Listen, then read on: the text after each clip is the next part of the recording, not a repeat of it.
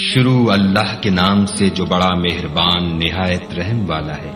اے پیغمبر صلی اللہ علیہ وآلہ وسلم، لوگوں سے کہہ دو کہ میرے پاس وحی آئی ہے کہ جنوں کی ایک جماعت نے اس کتاب کو سنا تو کہنے لگے کہ ہم نے ایک عجیب قرآن سنا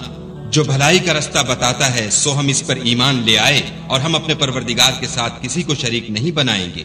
اور یہ کہ ہمارے پروردگار کی عظمت شان بہت بڑی ہے، وہ نہ بیوی رکھتا ہے نہ اولاد، اور یہ کہ ہم میں سے بعض بے وقوف خدا کے بارے میں جھوٹ افطرا کرتا ہے، اور ہمارا یہ خیال تھا کہ انسان اور جن خدا کی نسبت جھوٹ نہیں بولتے، اور یہ کہ بعض بنی آدم بعض جنات کی پناہ پکڑا کرتے تھے، اس سے ان کی سرکشی اور بڑھ گئی تھی، اور یہ کہ ان کا بھی یہی اعتقاد تھا جس طرح تمہارا تھا کہ خدا کسی کو نہیں جلائے گا، اور یہ کہ ہم نے آسمان کو ٹٹولا تو اس کو مضبوط چوکیداروں اور انگاروں سے بھرا ہوا پایا، اور یہ کہ پہلے ہم وہاں بہت سے مقامات میں خبریں سننے کے لیے بیٹھا کرتے تھے، اب کوئی سننا چاہے تو اپنے لیے انگارہ تیار پائے، اور یہ کہ ہمیں معلوم نہیں کہ اس سے اہل زمین کے حق میں برائی مقصود ہے یا ان کے پروردگار نے ان کی بھلائی کا ارادہ فرمایا ہے، اور یہ کہ ہم میں کوئی نیک ہیں اور کوئی اور طرح کے، ہمارے کئی طرح کے مذہب ہیں،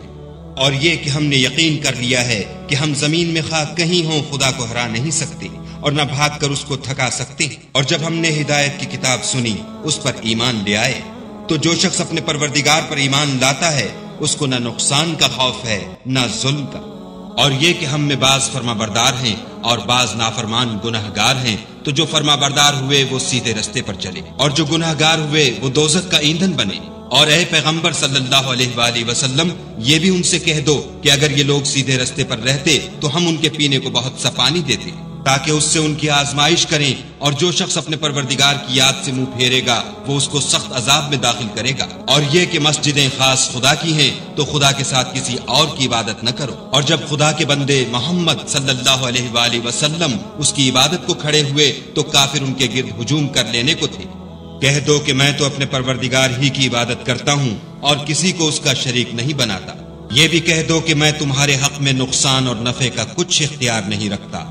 یہ بھی کہہ دو کہ خدا کے عذاب سے مجھے کوئی پناہ نہیں دے سکتا اور میں اس کے سوا کہیں جائے پناہ نہیں دیکھتا، ہاں خدا کی طرف سے احکام کا اور اس کے پیغاموں کا پہنچا دینا ہی میرے ذمے ہے، اور جو شخص خدا اور اس کے پیغمبر کی نافرمانی کرے گا تو ایسوں کے لیے جہنم کی آگ ہے، ہمیشہ ہمیشہ اس میں رہیں گے، یہاں تک کہ جب یہ لوگ وہ دن دیکھ لیں گے جس کا ان سے وعدہ کیا جاتا ہے، تب ان کو معلوم ہو جائے گا کہ مددگار کس کے کمزور اور شمار کن کا تھوڑا ہے۔ کہہ دو کہ جس دن کا تم سے وعدہ کیا جاتا ہے میں نہیں جانتا کہ وہ ان قریب آنے والا ہے یا میرے پروردگار نے اس کی مدت دراز کر دی ہے، وہی غیب کی بات جاننے والا ہے اور کسی پر اپنے غیب کو ظاہر نہیں کرتا، ہاں جس پیغمبر کو پسند فرمائے تو اس کو غیب کی باتیں بتا دیتا